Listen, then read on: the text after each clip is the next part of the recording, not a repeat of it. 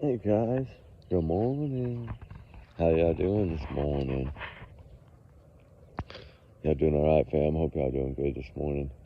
I wanted to come on and talk a second about Sebastian Wayne Drake Rogers this morning a little bit. I went back over and read that Nick Barris thing again, where he said that people have been reaching out to him, asking him what, if anything, he could do, or what information he could gather. Did y'all realize that he did not debunk a flashlight video or show any confirmation of it whatsoever at all? Why not? Why not? That was the newest thing. Why didn't he find out about that? By the way, it's almost breaking daylight. Almost. I I was like, man, did he say anything about it at all in there? So I was digging and sure enough, he says he reached out to Summer County, to TBI, as well as FBI, right? So, only reason in my opinion, he would have reached out to FBI would be to find out about, are they the ones that debunked the flashlight video, right? That would be the main reasoning for that. And he didn't say that. He didn't say anything about it. So, I think that this is something that they're going to blow over like a Band-Aid. I really do. I think that their back's against the wall now in a way, because they know that it doesn't make sense.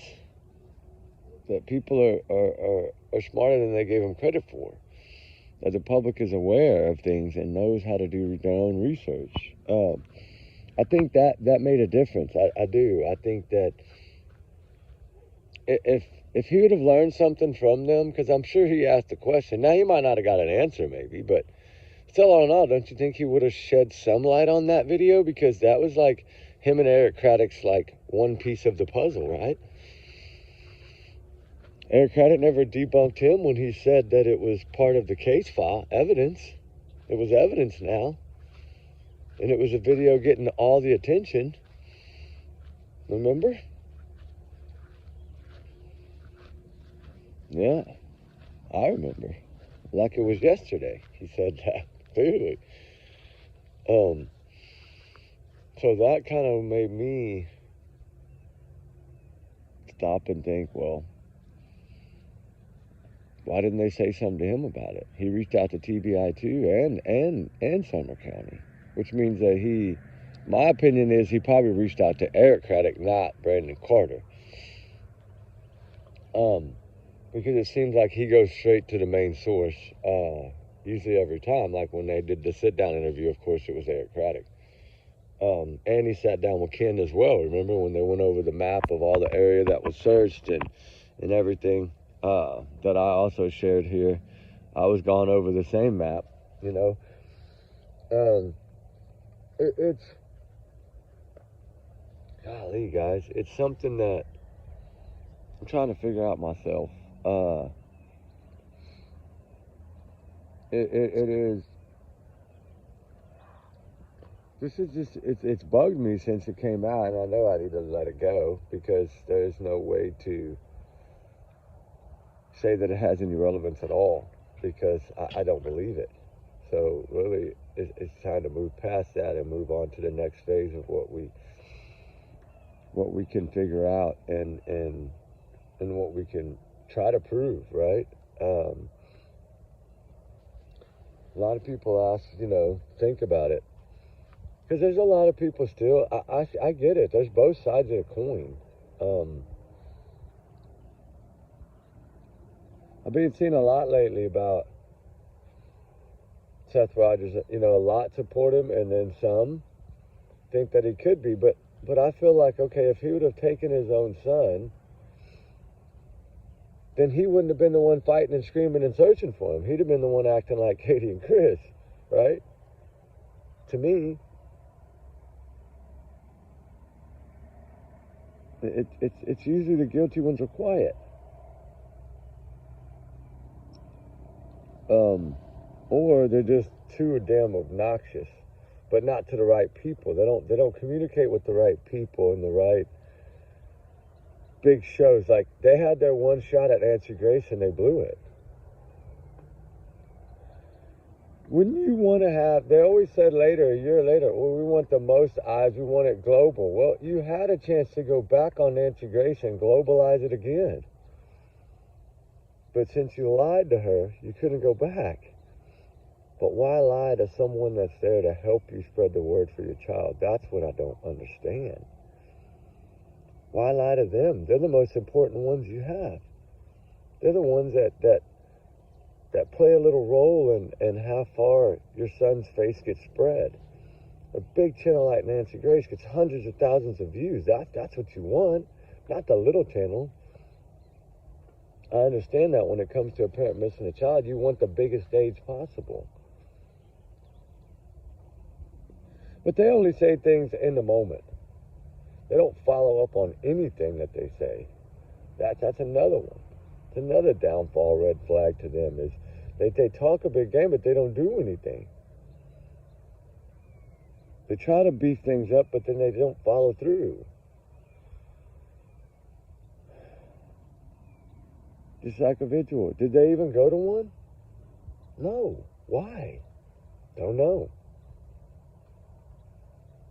But I know that raises alarms to law enforcement. Honest, true, good, hardworking, wear the badge people.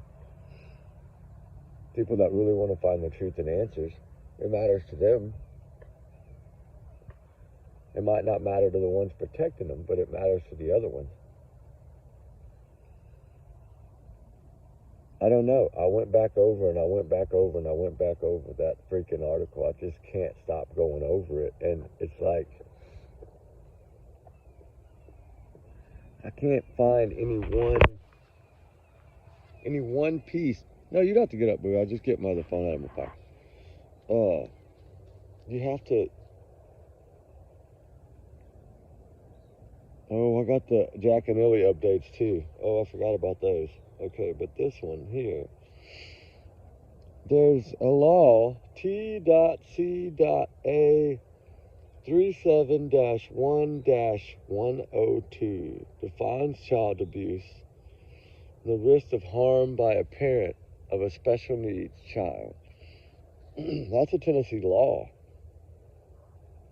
It is a Tennessee law. Why wasn't it utilized? And you know what else? The Department of DCS to notify both legal parents of child abuse investigations. So anytime they would have done an investigation out of the 1, 2, 3, 4 times, I don't know how many times. Chris said 3 turned into 1, so we'll just say 3, right? Because that's what he told us, 3. So 3 and then 1 on him. So yeah, 4. Sorry. So if you take the 4, that's 4 times they should have been arrested. Why not once? 4 times they should have been in trouble. Why not once? Some people say there's 5. So if there's 5 reports, I've heard 6 reports. And that was to do one with Faith.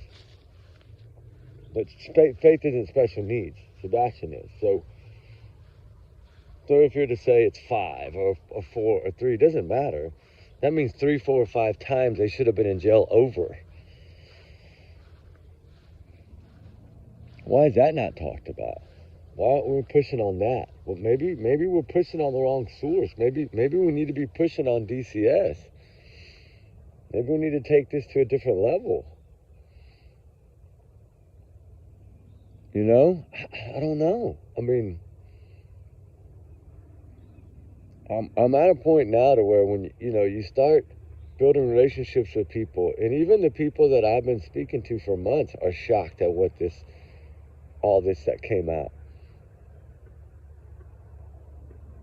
Because they're under the impression from locals all over that whole community that this was some kind of flashlights or headlamps. So why are they learning all this, but we're hearing total opposite? And allegedly it's from the FBI. But if you go read it, like I said, it clearly only states one paragraph in this whole statement that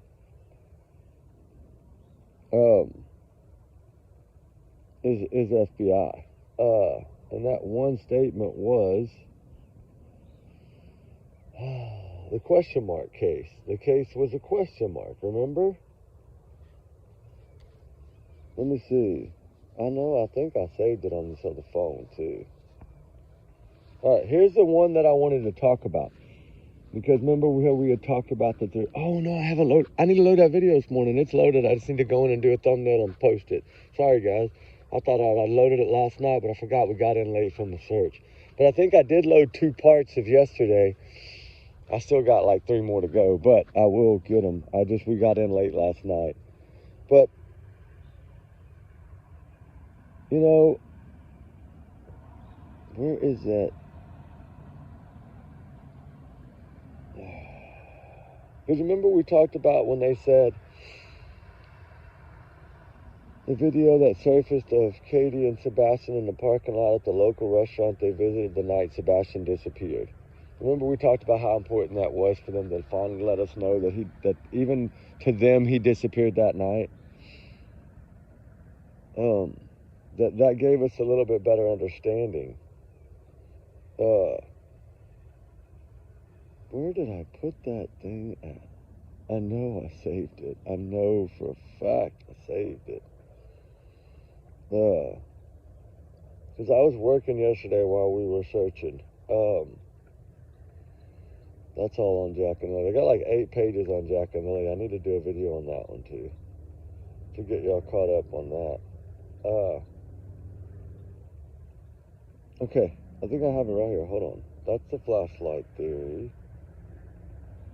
Which I don't believe that one bit, but you know, that's their way of. Hold on, guys. I'm so sorry. Deeply affected the community. Carter said Carter. You know, almost every one of these paragraphs said Carter's.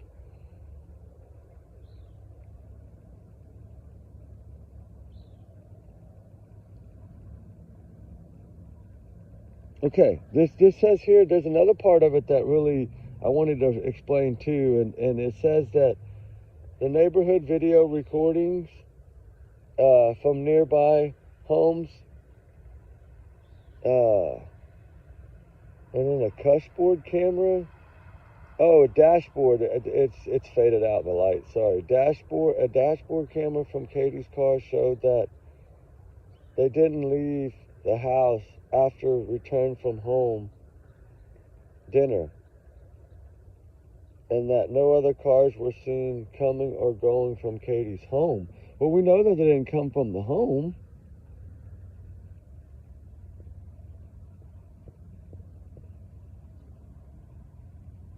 So there was a statement from TBI in there too. That was from Josh Swively.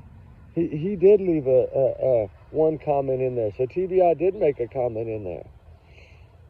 Sebastian's disappearance has deeply affected lack of answers, push the community. Law enforcement remains the public to be wary of information. Yeah, we should be, because we're getting a whole lot of stuff.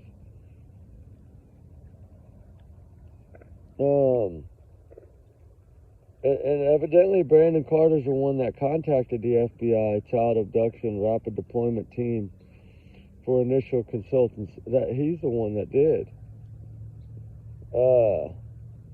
But there's still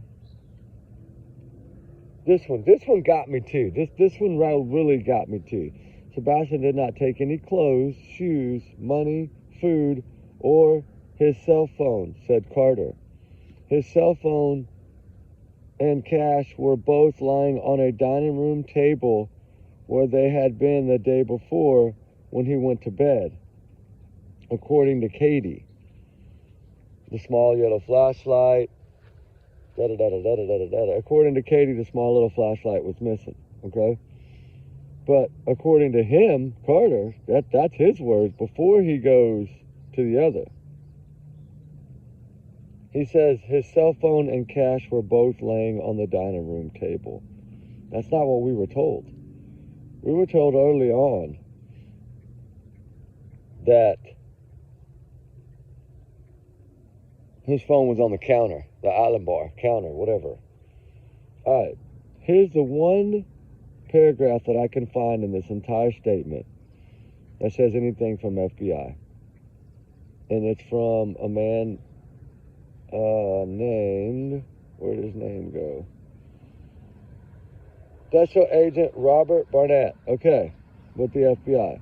This case was kind of a question mark, said FBI Nashville Special Agent Robert Barnett. Mom wakes up and he is just gone. That's a question mark. And we've got to figure out what happened. That's the only statement in that entire paragraph where an FBI made any kind of words. That's it.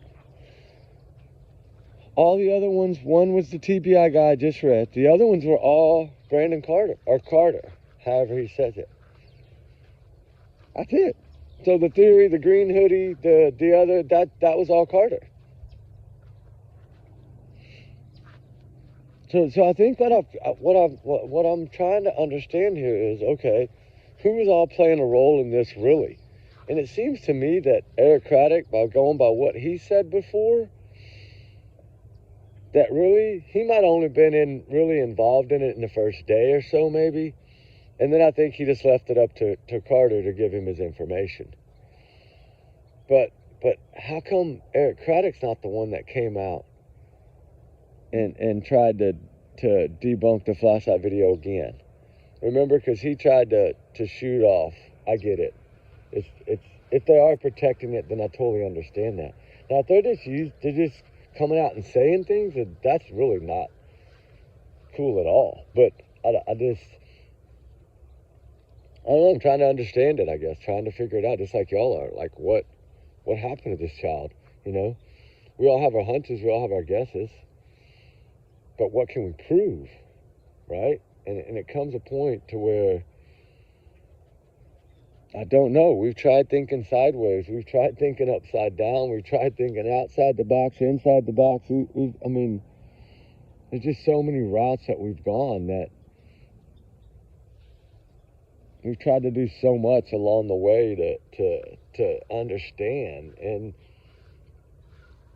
like, the only thing that adds up, I mean, the only thing that we can figure out at all that has anything to do with anything really seems like it's just a bunch of lies. Like, is this case built on lies? Like, really? Like, makes you wonder, because, you know, you look at that, at a prime example is the case, the Snelling girl, right? The cheerleader, the one, we covered that case, I think, before anyone did. And now it's everywhere, of course. I could probably go back to my video right now and exactly what I was told about this case just came out yesterday. Or day before, Friday, sorry. When the records were released. Court documents. Some of them. Right, remember? I said the roommate, right? There was two of them that knew that something was suspicious. That they knew. There was a lot of people aware of the pregnancy, even though she was hiding it. Like I said, she had to have been hiding it. Because if not, her parents, remember I said, I want to know if her mom knows. I want to know if her dad knows. I want to know if the daddy knows. I want to know. And then as soon as they did the DNA, I was like, okay, nobody knows. That's common sense. Because why else would they need DNA? You know, nobody knows because she didn't tell anyone. Which means she totally concealed this pregnancy. But why? Just to be a cheerleader? To be the Powerpuff Kid? I don't know what. I mean, because, yeah, she's like a child. I got to admit, my oldest is the same exact age and in college. Same exact age. So, yeah, it got my attention because of that. And because of what would make a person do this, right? Like I said before, this doesn't have anything to do with, you know, shout out to Nancy Grace for the Barbie thing, right? Shout out to her for that. Because, yeah, this girl was thinking she was living in a magic fairy tale world, I do think. But regardless, you can't keep telling too many different stories to everybody. The one story that's going to hold up is the one she told to the nurses at the hospital or at that University of Kentucky medical center or whatever there. Because she told them that the baby whimpered, right? Remember, we talked about that a while back. I was told this very beginning. And now it all comes out. And now the mountain of evidence comes out, right? Well, what we've seen, to me, it's a mountain already, and that's not even probably a tenth of it. Like, the thing is, it's just also like the other case that we're talking about right now. That is what is that other case that's getting a lot of attention right now?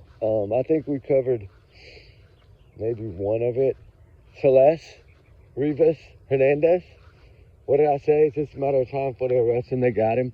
He had a relationship. But I said that on day 2 or 3, remember? And now it's all coming out. And boy, do they got a lot. Yeah, of course, it's a homicide. It has to be. You don't find somebody in a trunk and it be accidental. She didn't climb in the trunk and couldn't get out. There's emergency releases. It's a $100,000 plus car. I mean, heck, even your cheaper cars nowadays have the dang release in the trunk where you just pull the little thing. Usually it's either a bright neon yellow that glows in the dark or it's orange or red. You just pull it and the trunk opens. You climb out. If you're a dumbass that locks yourself in the trunk, which I'm sure it can happen, accidents happen all the time. Right? There's so many of these cases, and look at what all they got, and they've been tight-lipping it. Why were they so tight-lipped in the Sebastian Rogers case? That's the point I'm trying to make. I'm not distracted or trying to pull away from the video I'm doing. I'm trying to show a point of they got all this other treasure troves and all these other cases. What do they have here? Well, how much do they really have here? See? And I know now, I'm learning so much more. They're not clearing, you know why they're not clearing Seth Rogers? They don't want him to get his hands on everything they got. That's their only hope of protecting anything. So whatever they're protecting evidence-wise in the Sebastian Rogers case, which evidently is not enough to make an arrest, but I'm sure it's close, but it's not enough to make an arrest yet. The only way they can solidly protect any of that is if they don't clear any of them. So is that why they're not clearing them? Are they not clearing them just because they don't want to give them what they got? That's what I think. You got to remember the lawyers. Katie and Chris lawyered up quick. And I think they already had lawyers before it even started because he was already going through the other case anyway. But the thing is, those lawyers would get their hands on everything they got right away as soon as they cleared them. So I'm looking at it as they're not clearing them for that reason. In my opinion, that they're not. And it makes sense. Because if you don't clear them, then you don't have to give them nothing. You can just keep your little secrets and your little treasure trove.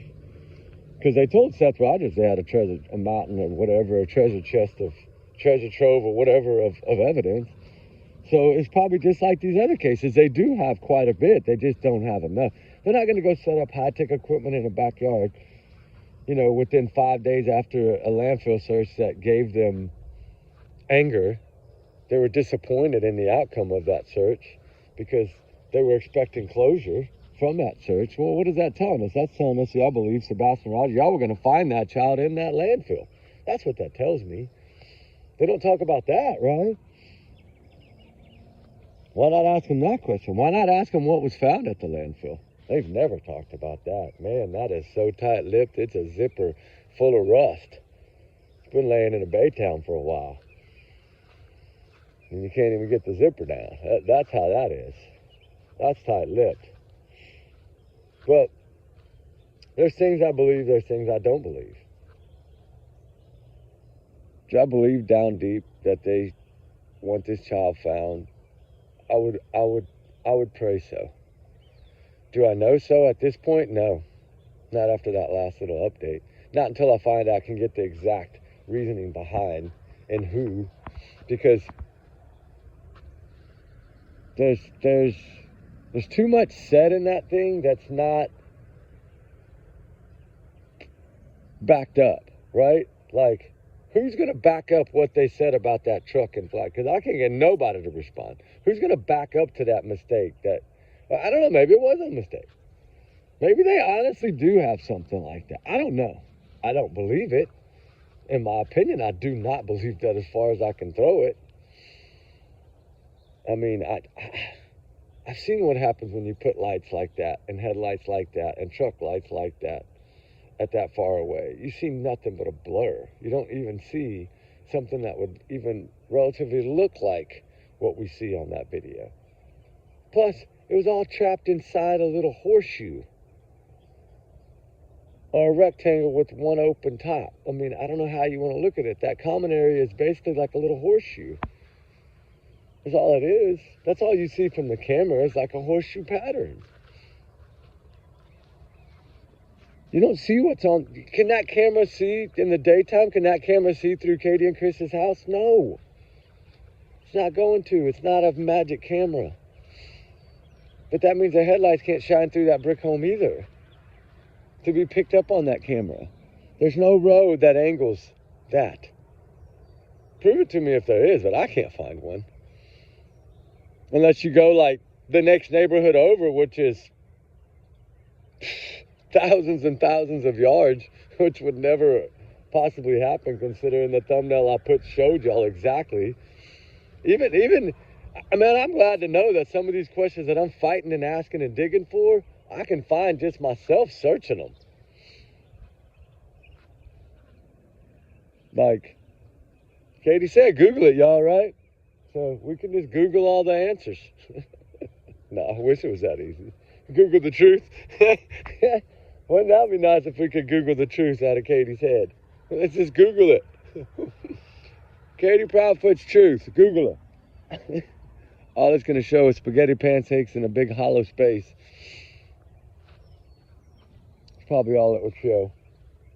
Cannot believe her last memory is what she says it is. And I still don't understand why they grieve the way they grieve 3 weeks before Christmas when Christmas isn't even upon them yet. They should have had hope that in that 3 weeks he would have been found and been home by Christmas. Not that the chair would be empty for sure. Why are they not talking about any of that stuff? Do we need to go in and break down and take all the lies again and make another video and send it in? I'm tired of doing that. That's a lot of work. A lot. When these children, when they need to be searched for. It takes time away from looking, right? I was doing that and you fall into that trap of you're digging so much and you're trying and you're reaching out to so many people and you're trying to stay by the phone and you lose sight of all the other cases and all the other ones that still need help too. And even grounding searching for Sebastian.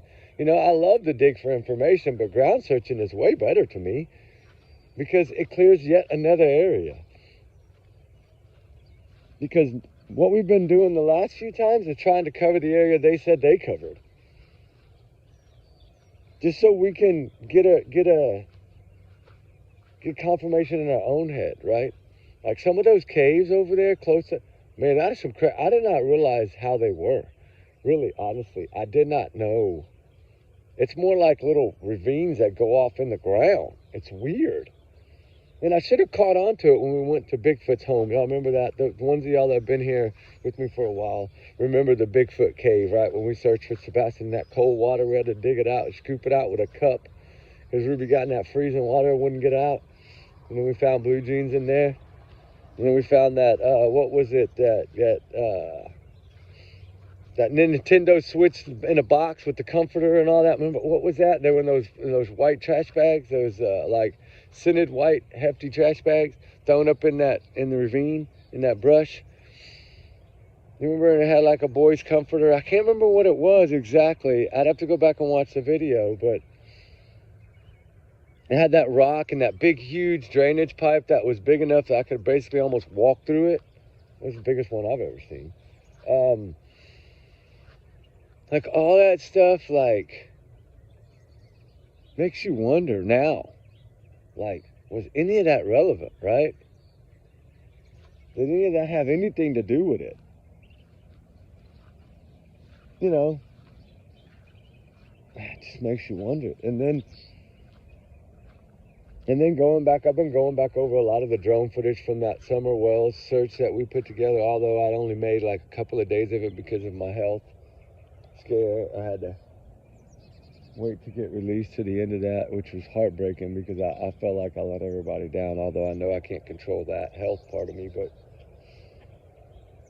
you know, I was going back through looking at all the drone footage, and man, that area, they're both in the state of Tennessee, but that area where Summer Wells is way different to look at versus where Sebastian Rogers disappeared.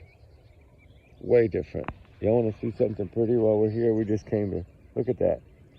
The sun is shining through the trees. Isn't that pretty? It's rising right now. It's going to be another beautiful day. Another beautiful day. I pray. And I hope all y'all is full of joy and happiness and love and lighting candles today and saying prayers for all these missing children. I know we can't pray enough, but it's just get to be sounding like an old record, I guess, after a while. But I don't know, guys. I'm just trying to figure it out just like y'all are, I guess. But when you've covered so many avenues, I'm not going to say all, because there's always something else to look at. There's always something new to see. There's always another way to break it down or look at it or view it. But, man, it's like you start running out of options. And I can't get mad at FBI for saying that it's a question mark. Because it is a question. It's a big, fat question mark. And the only way that question mark gets answered to me is the one that holds the key to the lock, which is Katie Prophet, in my opinion, as well as so many others. That's kind of going to be maybe the only way the lock comes off. I know they're saying, well, the public's going to solve this, but how is the public going to solve this? How is the public going to solve this one when we don't even have a suspect, but yet the last one to see the child was his mother? If she's the only one to see him last, I still believe Chris was there. I think he was there one minute and back in Memphis the next to make it look like he was in Memphis the whole time, but I do believe he was there. Because I do believe something happened after that dinner that she was so paranoid about. This is a mother that we've never seen her actions like that. The only time we've ever seen her act like that at all, she didn't even act like that when they reported him missing. She wasn't sitting in that chair looking all fidgeting and no. She's sitting in a chair trying to keep up with her truth that she's trying to spit out, like her cover. I don't mean her truth. I mean her lies that she's trying to make sure she don't trip over, which she seems to do so many times. She's told so many different stories. It doesn't add up. But you know what? It's just like they're treating her like a gin soda. That's who they're treating her like, and they happen on the same day. Like Katie and Jen. The two that got away with it, is that what we're going to be saying in another 5 years? I don't know. No idea. You know what? You know what my youngest told me the other day? So you know when it'll come out? I'm like, what? She goes, you remember that duck hunting guy that you covered his case about 8 or 9 years ago because you were so like trying to figure out what could have happened to him? I don't remember the gentleman's name, but he was married and he went duck hunting with his best friend, and then he didn't come back, and they never found him. And then the best friend that was with the husband that day ended up marrying the wife, right? Marrying his best friend's wife that vanished, supposedly. And then they got a divorce like 15 years later, and then they ratted on each other. And now, of course, they're both in prison. But they had planned it, and the mother knew it. His mother, the one that passed on, his mother knew that they were guilty or felt a hunch of it, and then come to find out they were. but until they divorce. So what, are we going to learn something whenever Chris wants to throw Katie under the bus because he wants to find a new wife that he's probably already looking for? Because this one now comes with too much weight, too much packaging? Because of the DCS against him? Or is he just scratching all that off as, hey, we got away with all this, don't worry about it. We're going to live happily ever after now. I don't think if you got a missing child with special needs that you can be living happily ever after. I think you can be living, but I think you're nervous and worried and scared that every day that door is going to get kicked in. And that is karma. Because we don't know how they're feeling inside, but they know how they're feeling inside. They know how they're feeling when they look themselves in the mirror each morning. And they wonder, is today the day? I don't know if they feel that way. They might not. But I would think, you know, if they really think that the public's going to solve this, I would like to know how. When we don't have anything. Y'all aren't giving us anything. You're not really giving us any clues. Now you're trying to take away one of the main clues that we had. Which is not working, but you're trying. There's few of us that don't believe it. But I don't know. We'll just have to see what happens. I just, something doesn't add up. Something's not adding up. I mean, I just, it's crazy to me that a child can just vanish into thin air and not one person be held accountable. Not even to say, okay, say he did leave. Well, then he had a damn good reason to leave. He would have had a dang good reason to run out that door. Right? From what we've learned, hell, just listening to Chris talk about whipping him with a belt. Just, the poor kid, all he did was he asked Sebastian, where's your belt?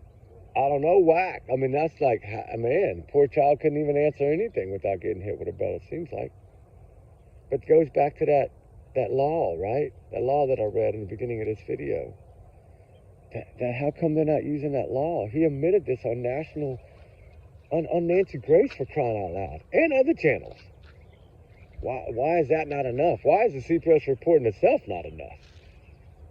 I mean, how many times do teachers have to try to protect a child before you do something about it? That's what I want to know. How many times? How many times? My gosh, 3, 4, 5. I mean, we know that's not. Maybe 9 or 10. Maybe it's a 10-strike rule.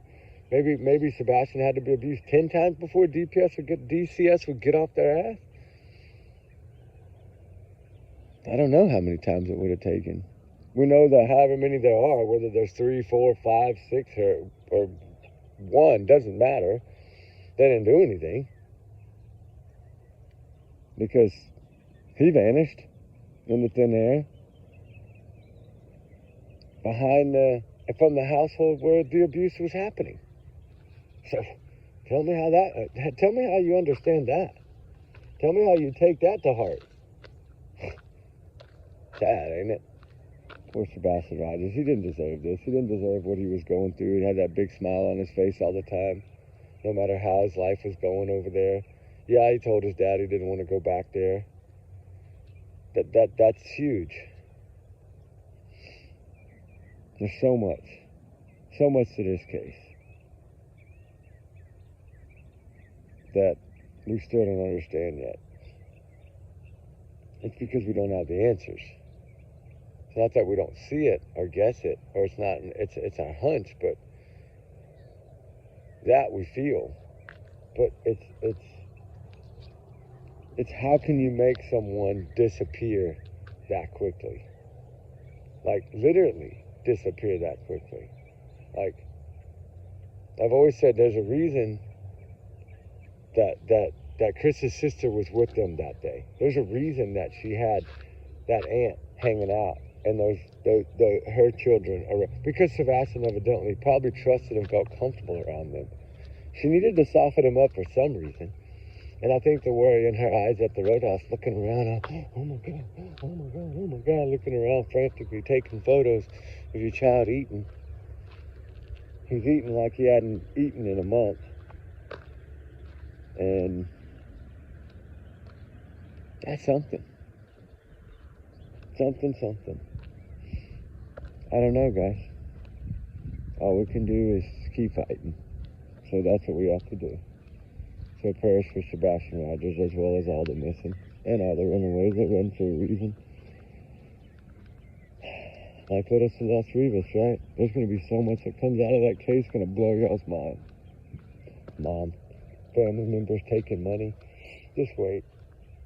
It's going to get worse. Poor child. She was only 14 years old. Sebastian was only 15. But evidently, the ones that put that new updated article together that they're trying to say was an FBI one, which FBI only really made one statement in there. Seems like Brandon Carter doesn't even know the age of Sebastian Rogers because he put 14-year-old in the front. In the very beginning of that. I know y'all caught that, right? And they still never fixed it. Wow. Just like the 26th date. Summer County's going to do what evidently what Katie says is what it looks like. Maybe one day they'll drop, right? Anyway, guys, trigger one as always. Allegedly, these are my opinions. Y'all know that. My free speech, I'm entitled to it. Everyone's innocent until proven guilty in the court of law. We don't have no proof yet that they're guilty. Well, no, I'm just going to say we don't have no proof yet that they're guilty, but that's a big yet. Time tells all. It's just when. Hopefully that win is soon. Y'all's comments are y'all's and y'all's alone, not to reflect the channel. Y'all know that. We do our research together because we're a big hearted little family, guys. We appreciate y'all every day. Thank y'all. Y'all have a good one. And we will talk soon. See y'all a little later today. And again, like I said, everyone's innocent until proven guilty in the court of law. Alright, guys. Pray for Sebastian Rogers always. Alright, talk soon. Bye.